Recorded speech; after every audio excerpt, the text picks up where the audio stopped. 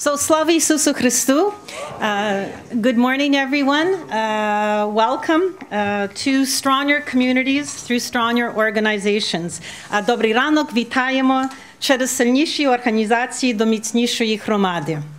My name is Christine Kuzyk, and I'm representing the Ukrainian Catholic Education Foundation today, which supports the Ukrainian Catholic University, and I'm one of the co-chairs for this workshop.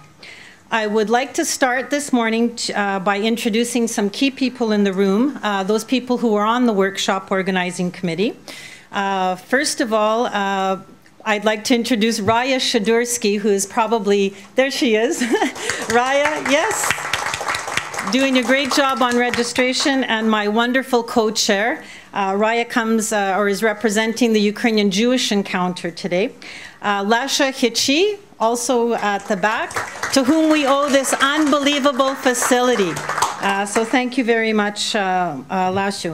Evhen Duvalko from CUIAS, from Canadian Ukrainian Immigrant Aid Services. Evhen over here.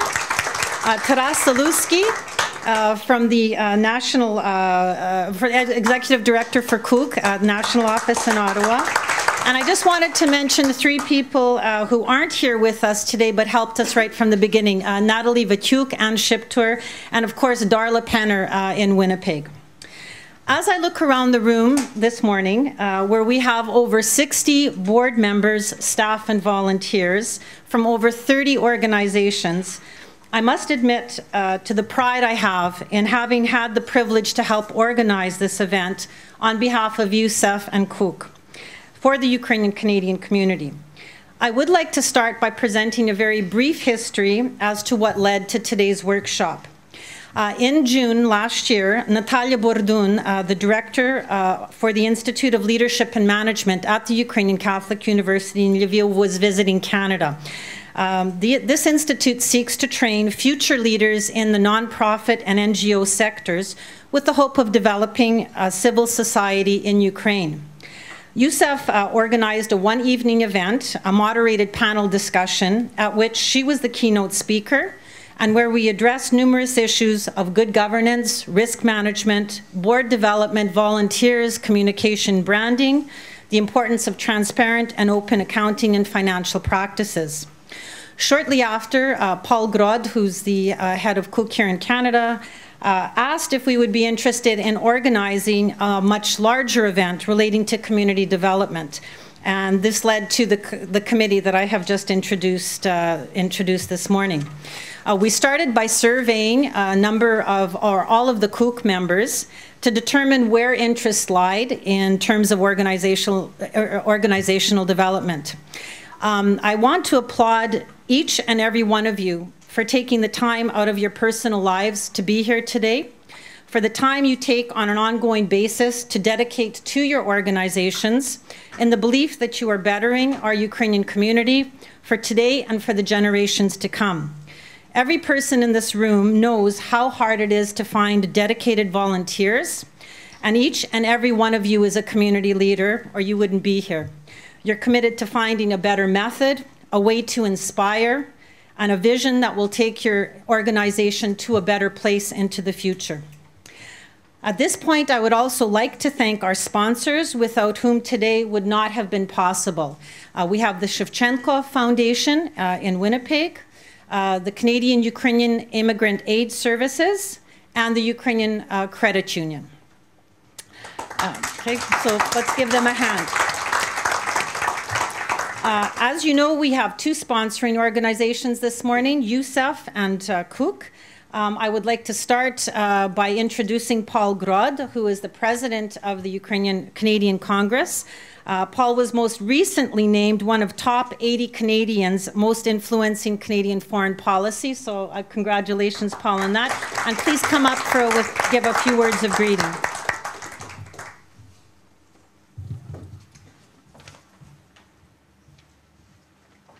Дякую, Christina.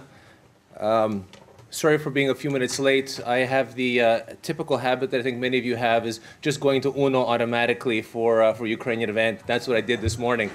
And then I realized, wow, the parking lot's pretty empty. So I looked a little closer at my calendar and realized and zipped downtown. So, Dobry den, good morning. Thank you very much for attending. We are also going to be taping this so the rest of the Ukrainian Canadian community will be able to share from your experiences and from this session. I want to thank the Christina and the organizing committee for putting this very important workshop together, and also for all the speakers who are going to be sharing their knowledge and experiences with us. This is an important project for the Congress from a number of different perspectives, and really the title of the session really sums it up, is Stronger Communities Through Stronger Organizations. And the purpose today, again, is to provide us with tools, is to address our various challenges and develop solutions to those challenges, and again, share success and best practices. I often meet with community organizations, and the first thing they do is they tell me all their problems. And I actually find that that's quite depressing. And I think that we as community leaders need to stop doing that, because the first thing you hear is "Nема молоді, nema досить людей, я все роблю сам," and you hear all these complaints, and it's depressing. And who wants to come and join that organization? And I keep telling people is that you're going to attract new members through success, telling them what's exciting about the organization, where it's going, and be excited about it, because that's how you're going to attract new members. So I encourage us to, if we are addressing our challenges, that we find solutions to them rather than just stop at the challenge. I also want to recognize Taras Zalutsky, who is the executive director of the Ukrainian Canadian Congress, based out of our national office in Ottawa. Taras has been on the road with me on visiting a number of our communities. We're currently in the process of a cross-Canada roadshow. And the roadshow has a number of objectives. One is to connect with our community right across Canada, because it is a vibrant community. And also to understand what their issues are, talk to them about what some of the national issues are, and also to help rejuvenate and rebuild these organizations. And I think that the material that's going to come out of this session is going to be very important for those communities that want to rebuild, that want to rejuvenate. In fact, last weekend, Taras and I were in Dauphin, Manitoba, where we founded the first ever UCC branch in Dauphin and Parkland area. It's actually quite a large geographical area.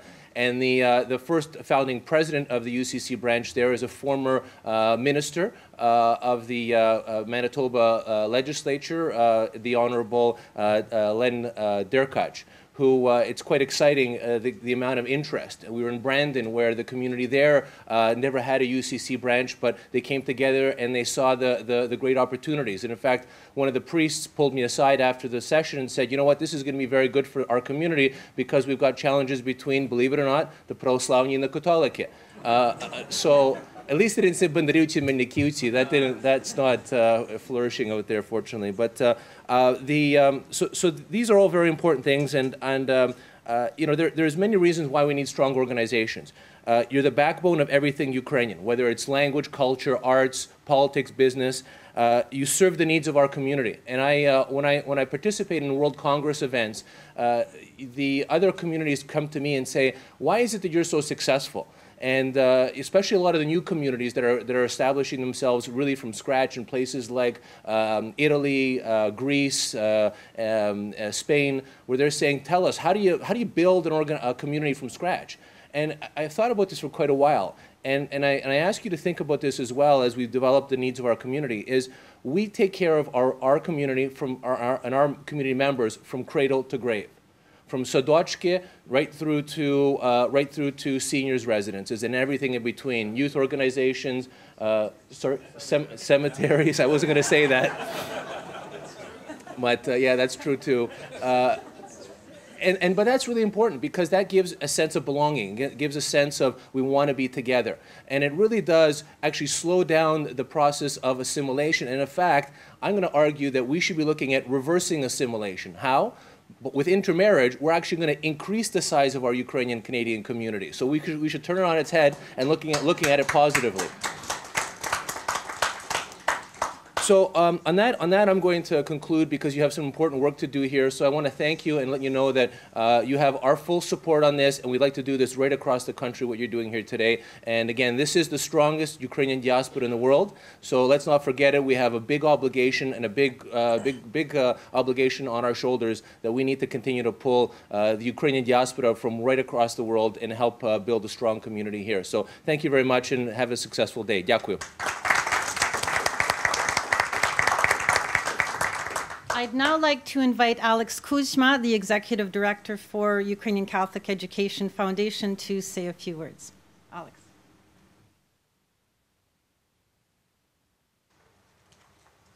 Good morning. Slava Isus Christu. First of all, I want to thank Christine Kuzyk for her exceptional work in organizing today's conference, and also our partners, in particular Paul Grod from the Ukrainian Canadian Congress, and Raya Shadurska from the Ukrainian Jewish Encounter Organization, and Lesia Hichi for hosting us in this very wonderful facility. It's really a pleasure to see all of you here and to build a sense of partnership and friendship with other Ukrainian Canadian organizations that are here today. Picking up a little bit on what Paul was saying earlier, I think because of Ukraine's painful and traumatic history, we Ukrainians are prone to pessimism and to despair. And we often have the tendency to see our glasses being half empty. So as I thought about today's conference, I wanted to begin with a few success stories, exactly what Paul was talking about, because I think it's worth reflecting on some of the things that the Ukrainian Canadian community has done right. And there are a lot of things that it's done very, very well. I think that effective leadership is in fact part of our experience in Canada as it is in the States, and these are successes that we need to build on. And that's really in many ways the purpose of today's conclave. Just to give you a few examples of some of the successes I think we need to reflect on a little bit. You know, a few years ago, we had the displeasure of watching the Yanukovych regime take office in Kyiv, and almost immediately it began that campaign of intimidation and harassment of Ukrainian universities, and our university was one of those that was impacted by this. In response to that intimidation, the Ukrainian Canadian Congress and many community organizations began to rally and to demand that the Yanukovych regime back down on this policy of thuggishness. And thanks to many people in this room, we saw a wonderful international response that led to Prime Minister Harper coming to Ukraine and delivering very impassioned speeches at Lonskoho Prison Museum, and a landmark speech that he gave also at the Ukrainian Catholic University, which in many ways helped to reverse some of the most outrageous excesses that Yanukovych was promoting. And that's really a tribute to all of you that participated in that campaign to counter that. We sent a very clear message that business as usual, at least the Soviet business as usual, would not be tolerated. And I think that's a great tribute to your community. Another example that I'm personally familiar with, even though I represent the Catholic community, we've worked very closely with many Orthodox communities over the years. And I remember a few years ago, Archbishop Antoni of the USA was shown very moving and poignant photographs of children that were abused and neglected in a couple of orphanages in Ukraine, in Zalucha and Znamienka. And he was so outraged by what he saw that he immediately gave a check for $40,000. He ordered that there be an intensive effort launched to rehabilitate these orphanages and to make sure that the children were well fed and well clothed. Not only did he give a one-off like that, but he also organized the following year a delegation, a pilgrimage of 40 Orthodox delegates who went to both of these orphanages and toured them personally to make sure that the money was well spent.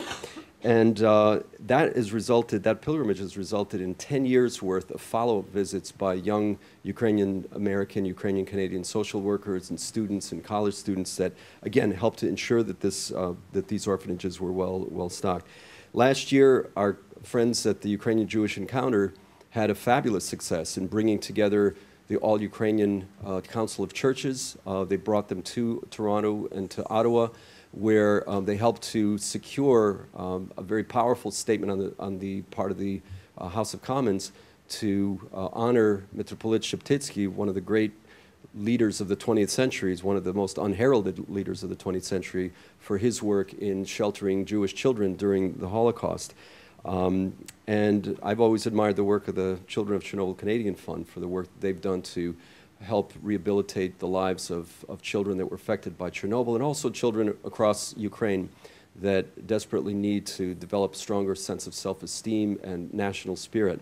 So these are examples that I think suggest that our Ukrainian-Canadian community can be powerful, is powerful, needs to find its inner strength and build on these successes.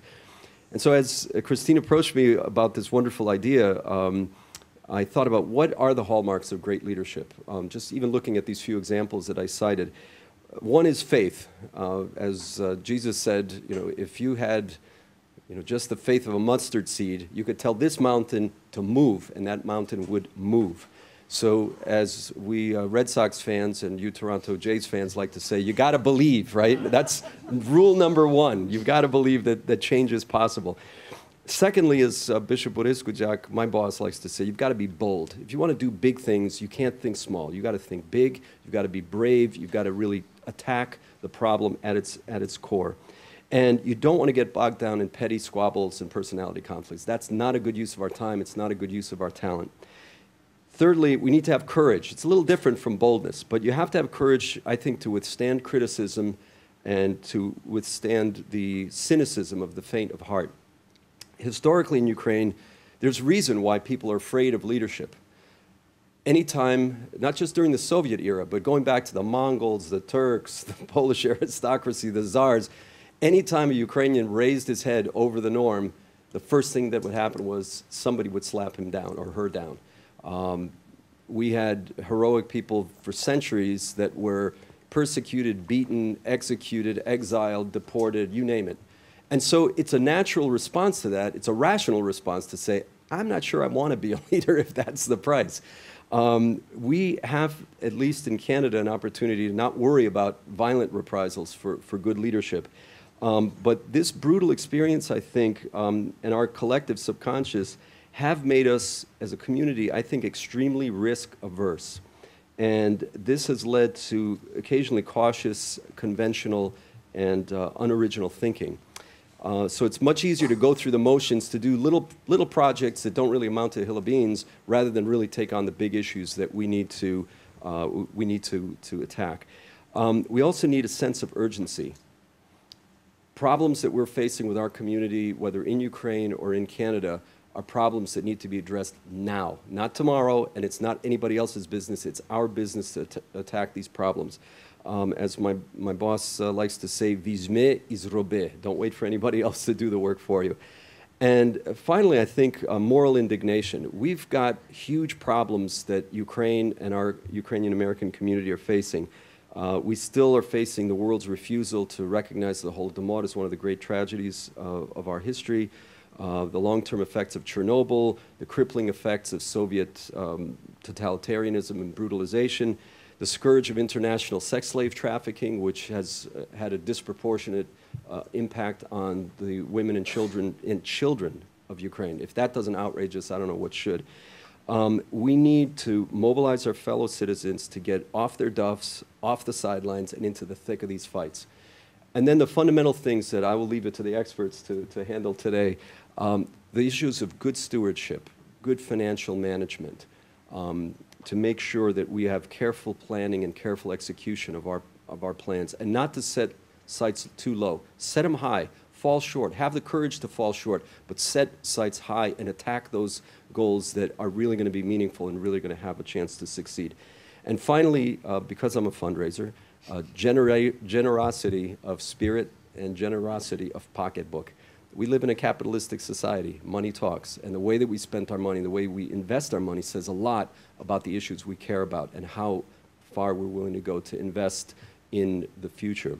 So these are critical issues. And finally, I just wanted to say that very often we have a lot of very talented, very skilled people here, some retirees who made magnificent careers for themselves and for their families. Very often we leave those professional skills and know-how at the door when we enter the Ukrainian community. I've never understood why. Let's take the know-how that we've developed and let's take on the management challenge that our Ukrainian-Canadian community throws at us, which is often, we are dealing with issues of dysfunctionality, of petty politics, et cetera. Let's take the good management skills we've learned, let's apply them to the communities that we love and cherish, and we will see incredible change for the future. So I want to thank you very much, and God bless all of you. I wish you all an inspiring and an enlightening conference, and I look forward to learning a lot from each and every one of you. Thank you. Good morning, Dobrý ranok. My name is Evhen Duvalko, as mentioned. I am currently the Executive Director of the Canadian Ukrainian Immigrant Aid Society, and this morning I have the pleasure, or well, I'm convicted, and a strong conviction that I would strongly recommend and introduce Ms. Elisabete for Management Stratagems Group as our, I guess, go-to guru for today. I met Elisabete about 1.5 years ago when I was a subject of one of her advanced financial planning seminars for nonprofit organizations, and I sat there and I was so impressed with her knowledge and understanding of the subject of what we're going through as a nonprofit organization. And I said, wow, I'm getting all this, but wouldn't my friends in the Ukrainska Hromada also benefit from it? So Elisabete also impressed me with a further CV in the sense that she's the president and CEO of this organization, but she started off as a professional engineer working in the Canada's West natural oil sector. Then she moved to New Zealand, where she worked with cattlemen and ran the largest academic hospital in New Zealand. So she has a very strong, well, she cut her teeth in one of the tougher industries in the for-profit world. But I see that she's also involved in many boards and organizations in the nonprofit world, not only just participating in the organizations, but also applying her management skills in organizing and helping their organizations through crises. Helping her is another young lady I met at the seminar, Nona Sichinova, who is completed a master's in public administration and is now director of association management of Management Stratagems Group. Apparently in our organization, or the organizing committee for today's event, impressed Nona enough that was sort of in our concern, in our care of the Ukrainian community, that she said to, or admitted to us, that she has one of her grandmother's Ukrainian. So I guess she's one of the founding members of Kuk's One Baba Ukrainian group. I don't want to take up any more time. They have much more important things to say and share with us. So wish you a productive and thoughtful day. Дякую. Good morning, welcome, Вітаємо. So without further ado, thank you very much from the bottom of our hearts for including us in this tremendous opportunity to share our skills and thoughts with you, to your organizers and your sponsors. Here you are today, maybe in a dark tunnel, maybe even in the belly of a snake, a place where you don't want to be as an organization. How do you know where you are, and how do you get out of there? That's summing up what you can expect today. We will be exploring how to answer where are we going and how will we get there. Because if you don't know where you've been, where you are today, and where you need to go, I assure you, you are out of control. By the way, can everybody hear me well? I'm trying to tone down my voice so I don't blast you. We will start building that roadmap with you. Stronger communities through stronger organizations is a very broad subject. Today we are going to be focusing on the nonprofit governance, not in the way of the presentation. That in and of itself, however, is a very broad topic. We will do it by addressing some challenges and by sharing some of the successes. So I'd like to start off by just taking a quick look at general board roles and responsibilities. Board leadership. Well, that speaks for itself. It's how well the organization is governed, how you set policy, and how you monitor what is going on. Board operations, that's the mechanics. If I move my head, can you still hear me? Because I can hear an echo, yes? It's very hard to stand here stiff. Increase my voice? I can do that. I'm good at doing that, actually. You might be telling me to tone it down. Operations is the mechanics. That is attending meetings regularly, the information that you get at those meetings, how accurate and timely it is, your interactions with each other, how you set the strategic direction of the organization and oversee it. Strategic planning speaks for itself. You're all very used to it. You decide where the organization's going. You guide it through the strategic planning. Peak performance is all about organizational performance, but also about governance performance. How you monitor it, what you measure, what you keep track of. Sustainability. Sustainability, like a plant, requires many things. Sustaining integrated, well-functioning teams. Sustaining your finances, sustaining your volunteers, etc. Financial oversight, you all know. How well you invest in your funding. How sustainable are you? Income diversification, that's all the responsibility of the board.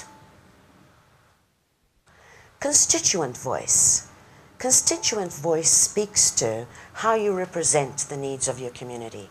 How connected are you to that community?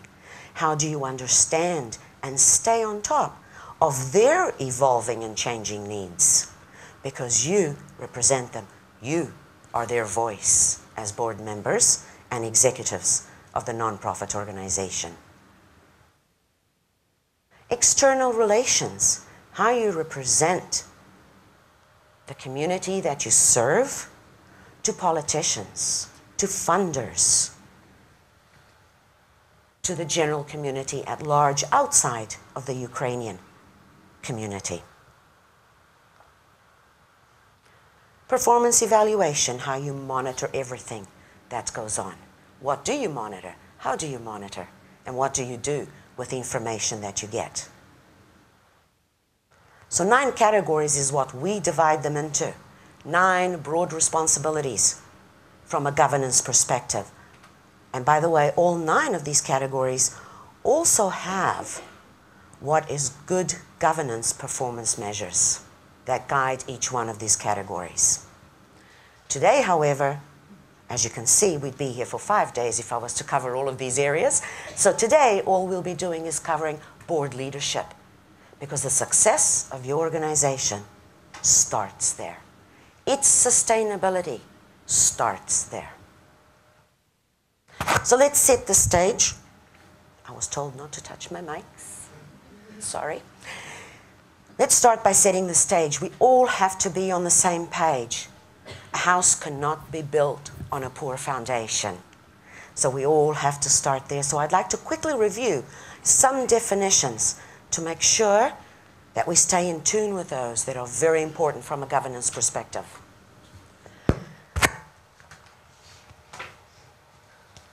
I'll do this. We'll start by setting the stage, however. Can't do that either. By setting the stage, by looking at our external environment. I can't look into your internal environment. Only you can, because you're all unique. For me to look into your internal environment and stand here and speak about it, I'd have to go visit each one of you and get to know each one of your organizations. So I'm more focused on the external, but the skills that I will hopefully impart will allow you to also look at it from an internal perspective. Trends. More often than not, boards of directors of non-profit organizations forget about their external environment. They are so internally focused or so focused on the needs of the community that they forget that the environment outside is changing, and some of those changes are about to bite you from behind. So it is very important to always, always assess your external environment and whether there's anything looming that could affect your governance or your organization. In the pre-workshop handouts that I'm sure everybody read, right? I go into detail about these trends and potential challenges you might be faced with. You can all read. I'm not going to waste all of our time going through them in detail. What I do want to focus on, however, is to show you the emergence of some new governance models that are coming about as a result of these trends. Let me tell you, these trends are real. And the reason I say that is because you do have to be cautious of trends and passing fads. You don't want to waste your time with passing fads. If you notice, the traditional way we've described our boards was policy, governance, policy, working, or collaborative. Again, I've given you all of those definitions in your pre-workshop handout. Evolving, they're starting to call them community-driven, nested, relationship, networked. Well, what happened to the old 4 ones? Have they just disappeared? Not really. they're all incorporated into each one of the new ones. So in other words, you can be a working board, but be in a relationship governance. You can be a policy board and be in a community-driven one. The key thing to take away from you is we're going from a model governance to a mission-driven governance model. And I couldn't be the happiest person to see this evolving. Why? I hate it when people prescribe things to me without knowing me. Because what works for you doesn't work for me necessarily. So rather than be prescriptive, let's be focused on our community and the mission. And from there, allow each governance structure to evolve to meet the needs of that community. Each one of you is unique from that perspective. You're also unique because you have different people governing and managing your organization. Their personalities, even the cultures that evolve. So how can you try to fit a square peg in a round hole? And that's what we will also be focused on today. Governance models, no one model fits all. If you take nothing away today, take the following away with you. The key thing is to remain flexible. Flexible and responsive. Don't look for models. I promise you, if you follow these, the model will naturally evolve. Evolve to meet the challenges and leverage the opportunities in your environment, both internal and external.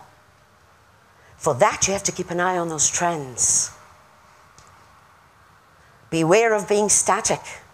An organization and governance should never be static. If you are, if you say, we're operating so smoothly, we have no problems, I would be scared at that point in time. Because our world today, change is the only constant. So if you're not changing and evolving, there's something you're missing out on. Focus on building relationships, but most importantly, promote your purpose or your cause. To do that, you need to understand what that is. And that purpose and that cause in and of itself can also evolve based on the impact of your environment.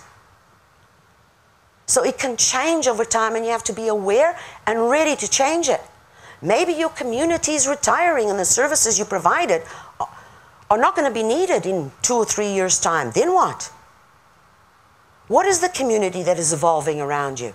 Even that in and of itself requires that you constantly reevaluate your vision, your mission, your purpose, your cause. And then, whatever services, programs you deliver, be true to that cause, be true to that mission. Make sure it's integrated, balanced, working towards that achievement.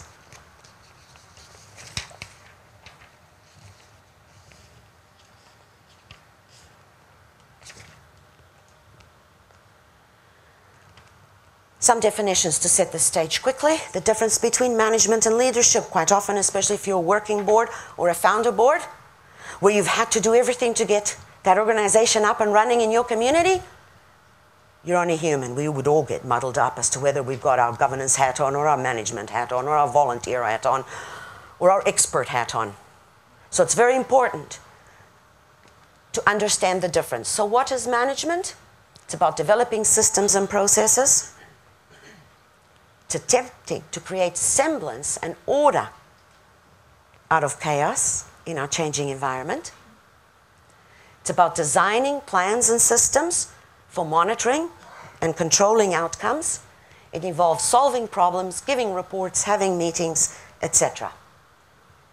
All for the purpose of bringing things to a place of efficiency. That's management. Tries to dispel ambiguity and make teams comfortable. The balance between management and leadership is one of the most difficult things that you will encounter as leaders of your organizations. But balance is crucial to the success of your organization. But management and leadership are like two magnets resisting each other sometimes and pulling apart instead of pulling together. You have to be aware of that and constantly try to maintain that balance of not micromanaging as board members, but at the same time providing the appropriate oversight, checks and balances. And if you're an ED, trying to support your board, having them support you, but not managing them so they become useless, which I have seen too. Leadership, on the other hand, is about change and revitalization, not the status quo, not standing still. It's about helping the organization define its mission, one that can take advantage of opportunities and challenges. It's about challenging people to grow and unleashing their yet untapped potential. Spoke a little bit about that in the introductions. It's about inspiring people into uncharted territories. Be brave, be courageous were the words used earlier on. That's the board's responsibility to take those first steps. It's about getting nervous when things are running too smoothly. It's about introducing innovative ideas.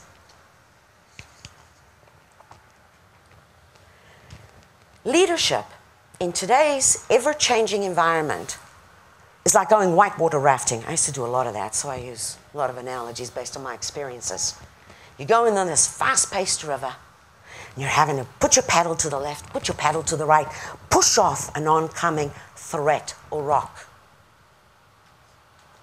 Governance is no different in today's existing, changing environment.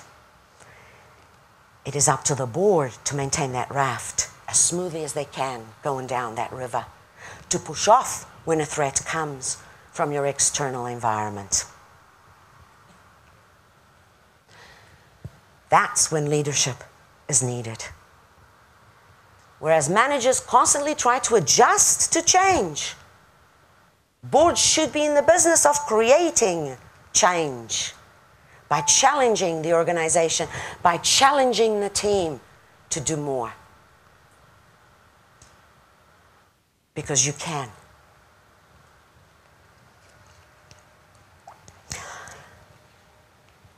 I refer in your handouts to complementary and supplementary.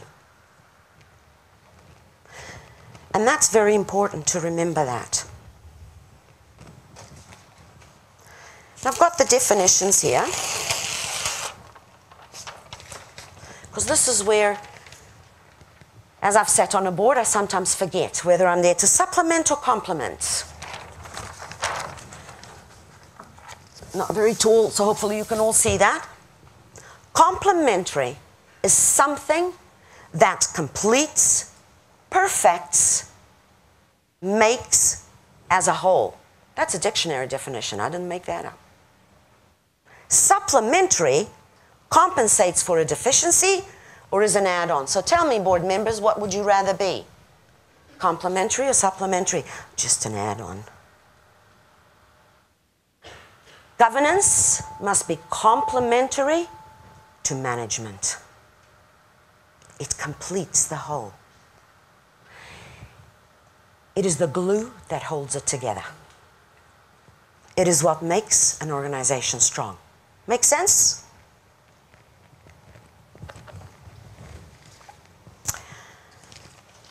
The second definition I want us to be clear on is, I know some of you might be working boards. A working board both governs, manages, administers, answers phones, and everything else in between. But those are the boards that sometimes forget which hat they're wearing and what they are doing. Board volunteers are responsible for governance through policy development.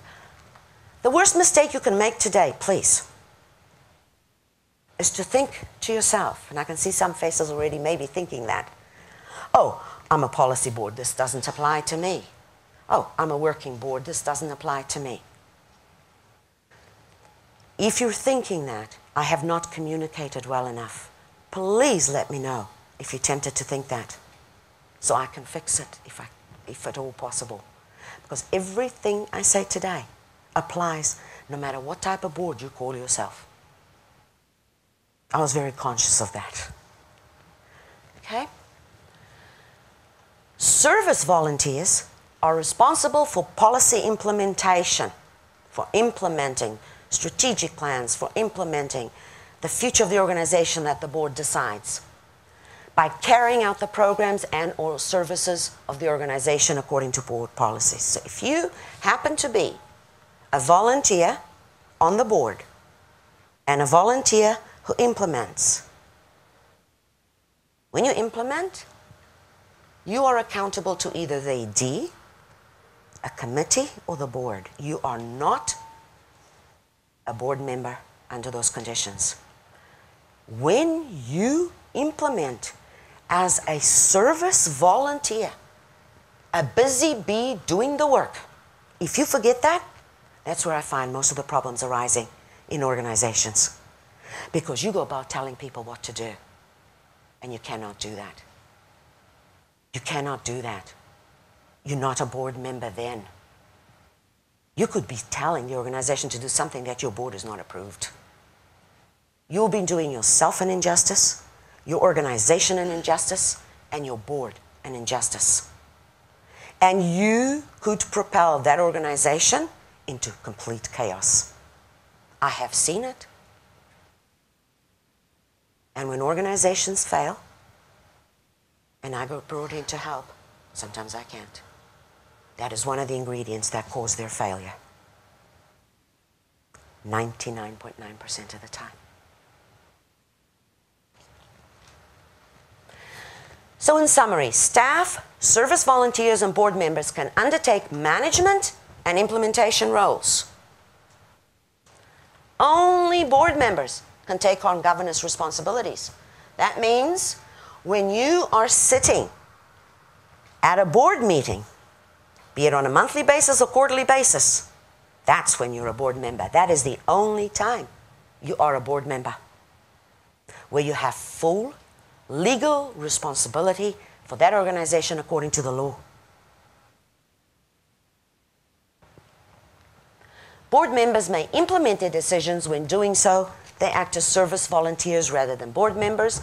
I know I'm stressing that over and over again. And we talk about a complementary role versus a supplementary role.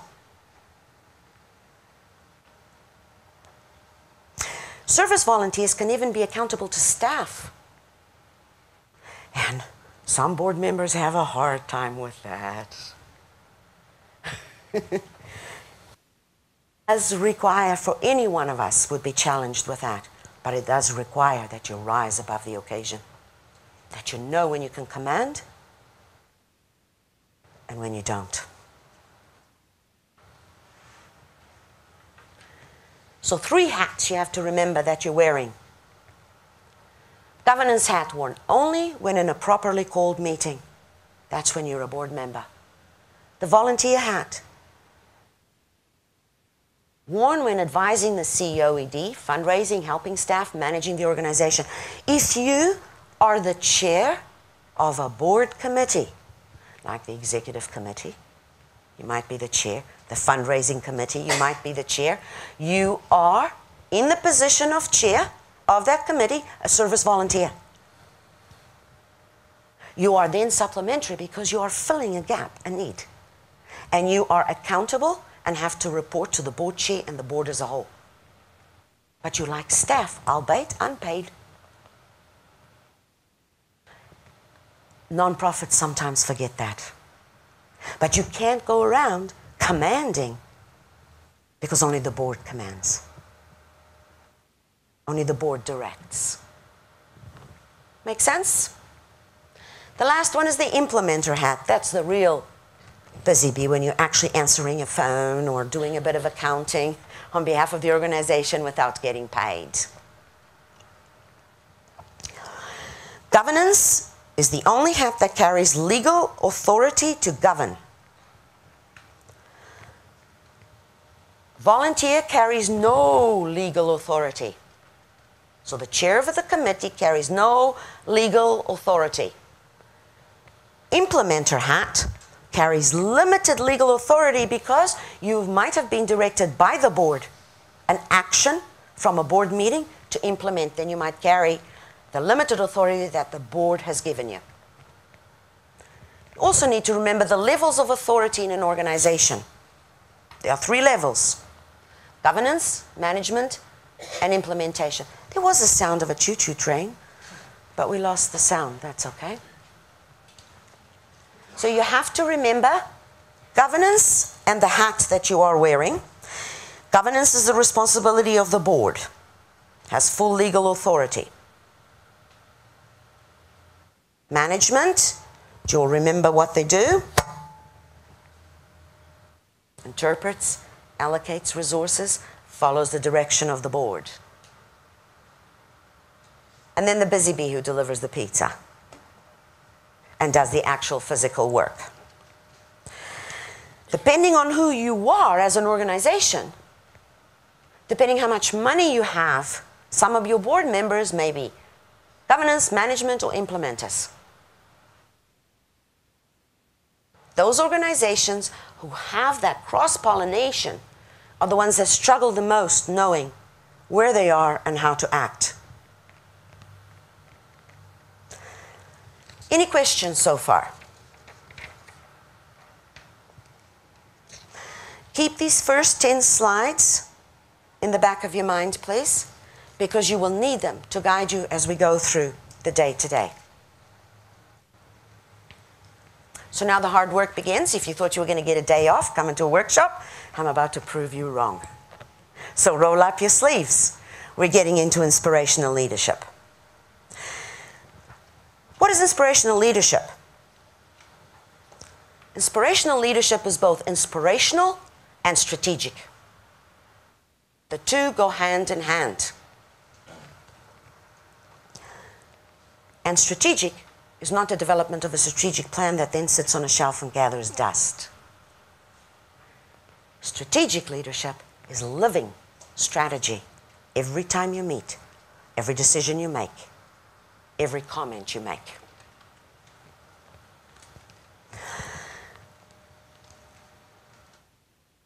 So let me ask you this. Let's take a little detour on our journey. Why am I here today?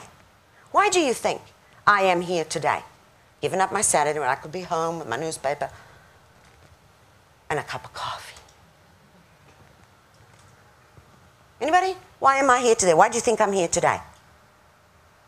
Yes? Because you believe in what you do and you look to share that with others. Anybody else?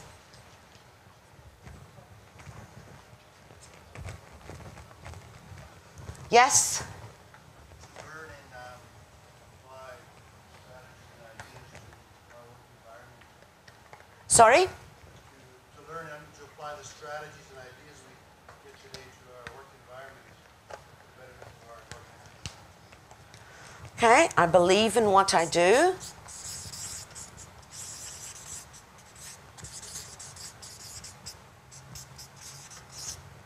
To help apply strategies and tools into work environment.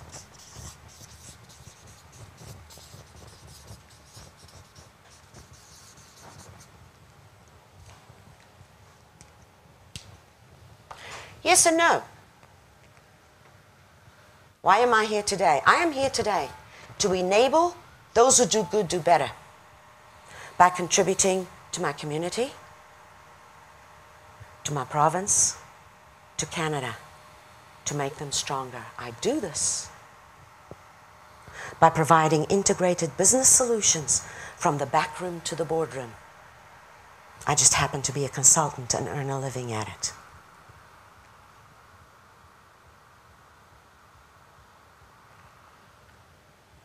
And I do this through the suite of consulting services. This is what I want you to focus on.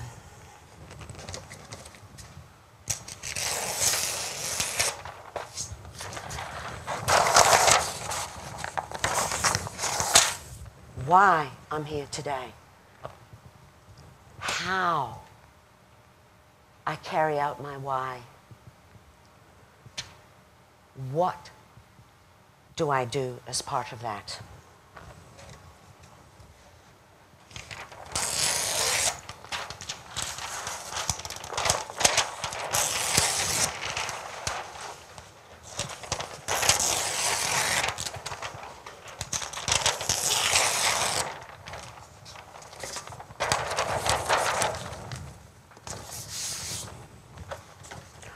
Why I'm here today,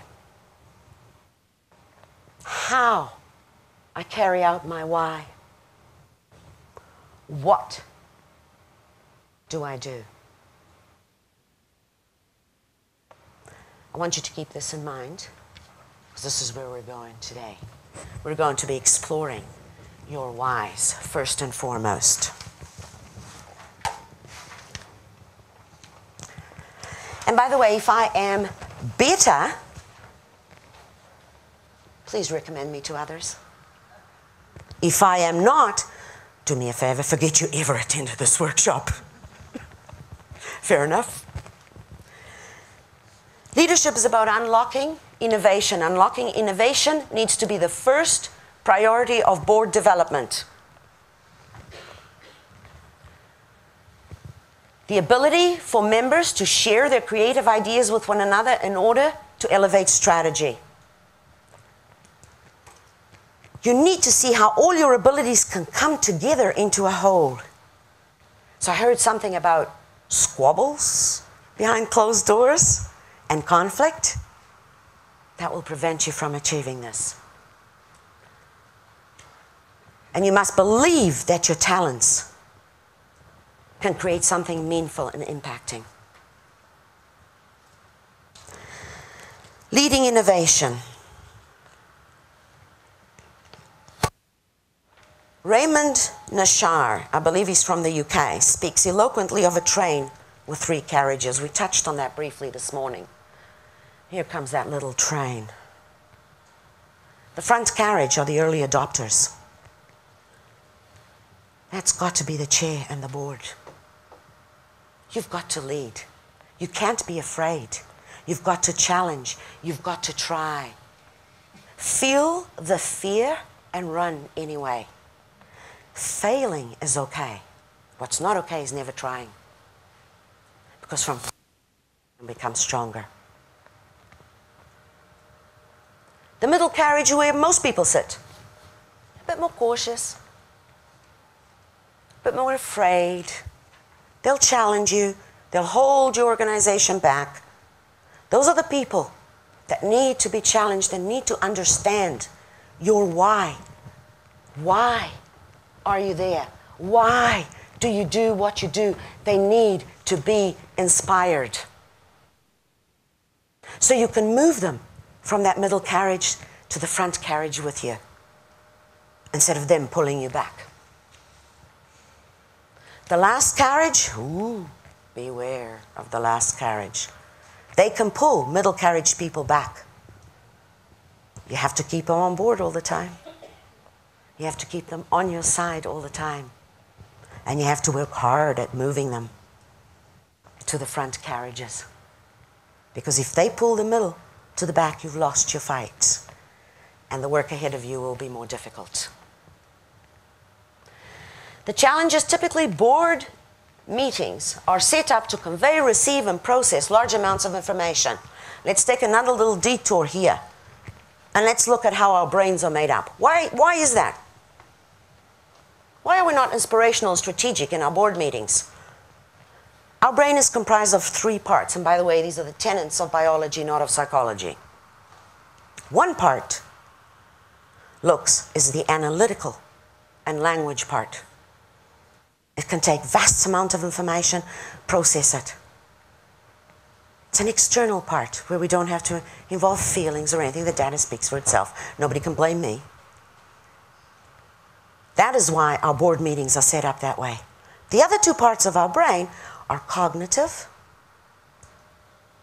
which talks about feelings and behaviors and decision making. Hold on to that thought. I'll come back to that one. Knowing how to cultivate creative thinking is going to be a challenge because you need to cultivate that to create innovative approaches. Another challenge you'll be faced with is the ability to unlock innovation by creating a big picture. The slide's very busy, but I needed to put it all on there so you can see it, how it's integrated. Developing people that will influence raising funds, and how raising funds and developing people affects how the board oversees the resources.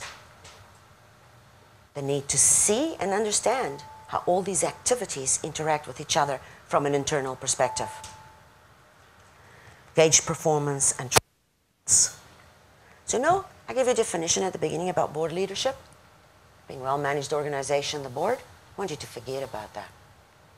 I want you to think of 3 words from now on.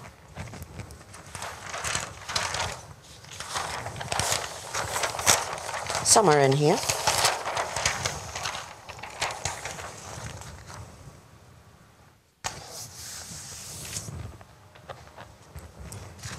That is board leadership. Quite simple, 3 words. You don't have to remember a definition. The board as a whole will have a common framework then from which to operate. That is an iterative process. It's not static. You're constantly, due to a changing environment, reviewing that. That informs your strategic plan. That's living strategy, not the other way around. Great, that was a busy slide. Ooh, now I'm like this. How do I actually implement that? Let's take a complex topic and make it simple. I'll give you 5 key areas to focus on. Second thing, if you take nothing else away from today's workshop, take these 5. Start by engaging the cause. We'll be covering that in detail today. Do integrated planning. That means start living your strategy at your board meetings. Connect instead of meet. Don't look at vast quantities of information. Start challenging each other and being creative. Inspire action by knowing your purpose and your cause. And continuous board development. If you focus on those 5, you will transform your board a little bit at a time. Inspirational leadership needs 3 mental modes for good governance. You've all heard of fiduciary, strategic. You know what those are. The inspirational mode is where real governance truly happens. And that's the one we'll be focusing on the most today. Remember, boards do not exist to manage. They're there to complement management. It's the larger, more cognitive part of the brain. It's the one with feelings, behavior, and decision-making. It's about deciding on what to decide. Probing assumptions. Setting strategies and associated resources. Why? The most powerful single word in our language, as you are about to find out. Tell me something. For those of you who have children, when your children were little, did you ever get bombarded with, "Mommy, why is this way? Daddy, why?" And then you'd answer and they'd say, "But why? But why?" And I ask you, why did we lose our why as we progress through life? What is it in our environments that makes us lose our why? Because as board members, you need to get that back.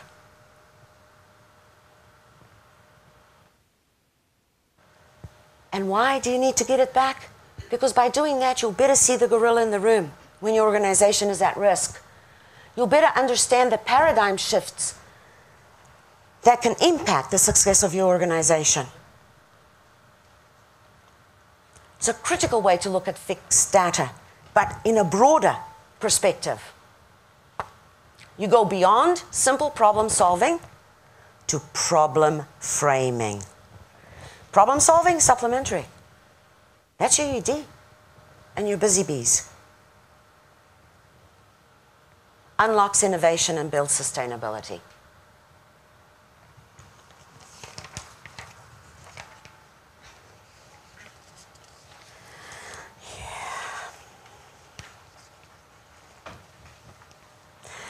This peak performance is all about a three-legged stool.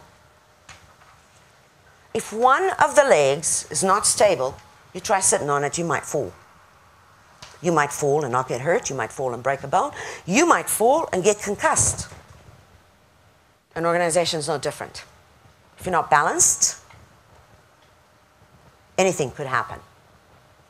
Inspirational. Why do we do it?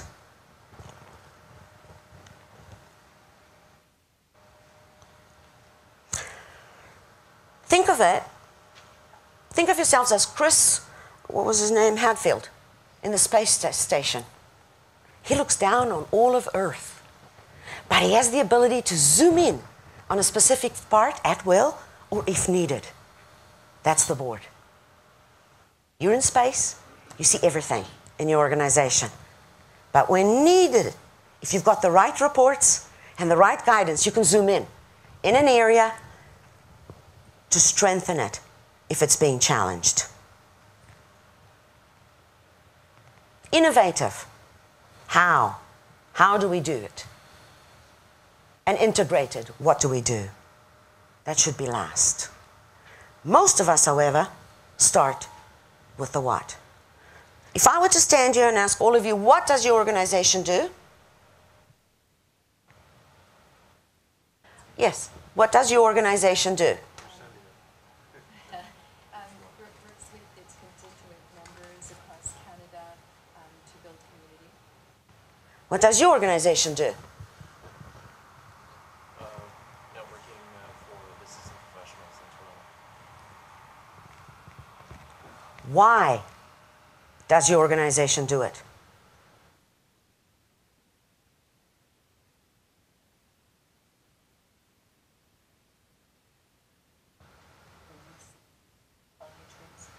Why does your organization do it? Notice how quick we were to answer, and this is common, you're not alone.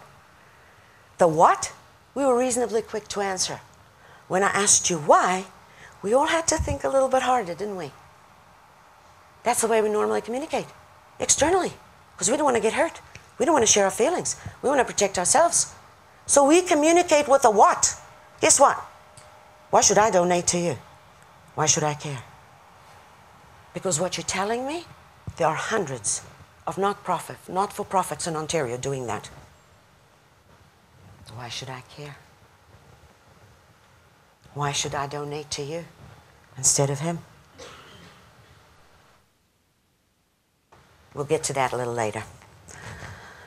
Only then will you have a balanced organization. Any questions? We're running a little bit behind. Oh, not quite.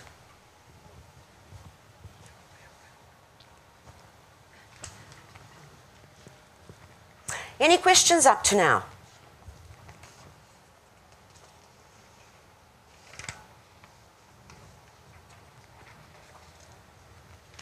No?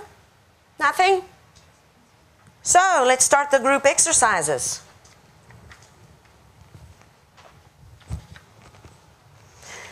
You are going to be exploring your why.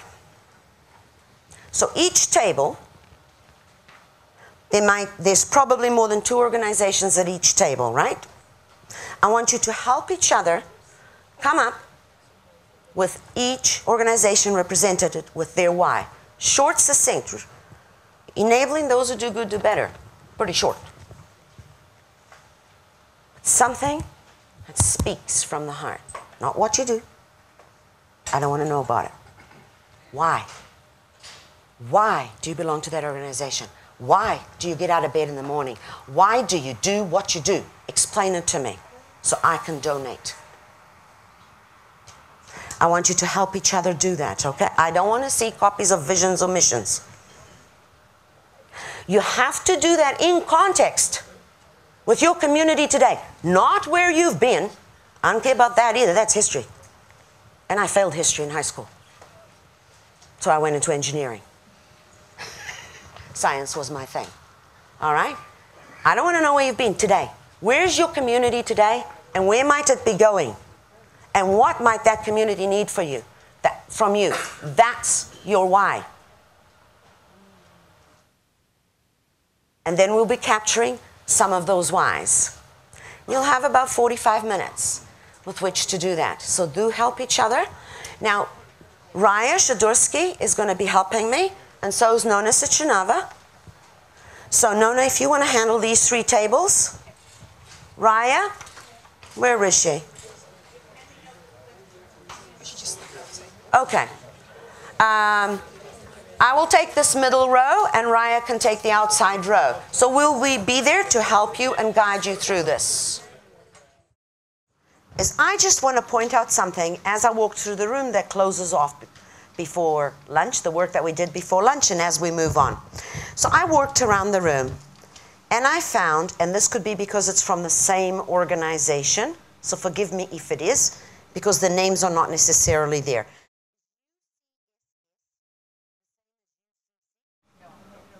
Thank you. Okay, so they're not.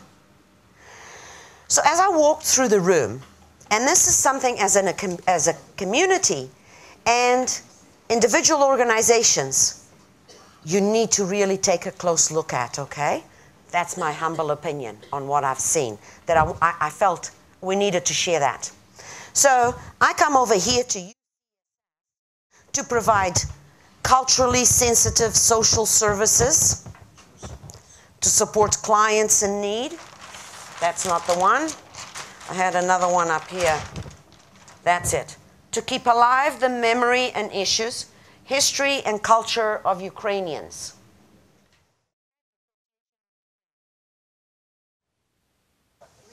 From a specific part of Ukraine. From a specific part of Ukraine. But you have to be distinguished as an organization. Right? If this is your why, to keep alive the memory, issues, history, and culture of Ukrainians. To most of us who are not Ukrainian, we may not have the historical context of different parts of Ukrainian. Be aware of that, the first thing. So I go over here, and I see whoever wrote this one, to preserve, promote our faith, language, culture for future generations. And actually, this group even underlined because this is important to us and defines us. All right? So very similar, 2 totally different organizations. Now, if you're not somehow connected, there's danger in these territories. You either, and especially if you're both from Toronto or Ontario, grave danger. United, my goodness, what great advancements you couldn't make. Separate, each going at your own thing, you run the risk of one or both of you in a year, 2 years, 3 years being redundant because people will get confused. There's a third one, to preserve and promote heritage and ideals. Now, I've just found 3. That's not the only area. You as a Ukrainian Canadian community, actually forget what I said this morning. If you take nothing else away from this workshop except the 2 things I mentioned before, don't even do that. If you take nothing away from this workshop today, is to find your unity as a community. There lies power. Only then can you then start with your why. All right? So please, I stand to be corrected. The first step is finding that unity. Then move on to your why. Here's another one, another area that needs to come together.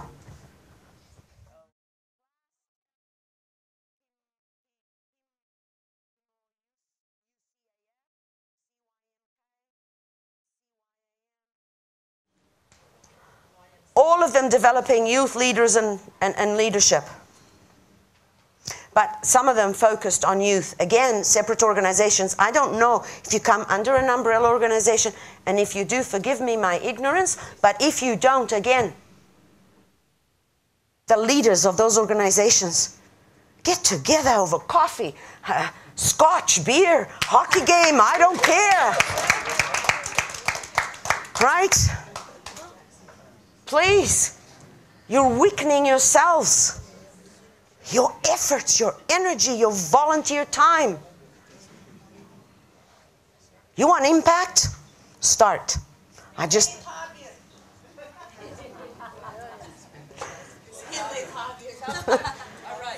needed to share that, in my humble opinion, all right? I suggested that. You'll be my manual thingy. Oh, you usually have a hard time keeping up with me because I'm all over the place. All right, so. And the other thing I wanted to mention, some of you attempted to write your whys. I then asked you to write your vision and mission. I expect most of you couldn't quite do it. The purpose of this exercise now is for you to also go away and reflect as a group of leaders whether your why is aligned with your vision and mission. Because if it isn't, you need to revisit, redo, reissue to your community. That was the purpose of it. And I suspect, based on what I have seen, the need for that unity, that your whys today aren't in alignment with your vision of yesterday. Okay? Or has the potential not to be.